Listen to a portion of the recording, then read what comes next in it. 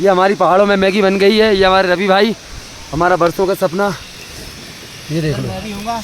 मैंने सब्जी काटी, टमाटर काटे मैंने भाई। ये देखो मैगी बन रही है। टमाटर काटे हैं।